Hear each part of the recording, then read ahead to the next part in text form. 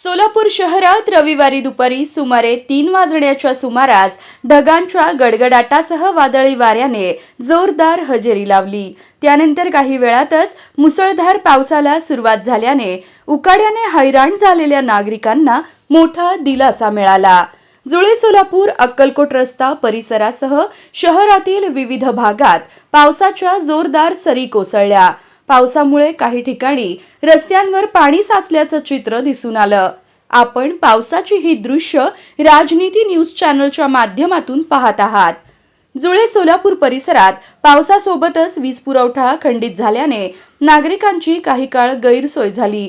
जोरदार वारे आणि मेघगर्जनेमुळे अनेकांनी सुरक्षित ठिकाणी आश्रय घेतला।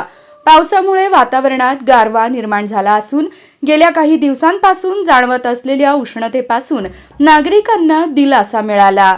हवामान खात्याने पुढील काही दिवस जिल्ह्यात मेघगर्जनेसह पावसाची शक्यता व्यक्त केली असल्याने नागरिकांनी आवश्यक खबरदारी घेण्याचे आवाहन करण्यात आले आहे।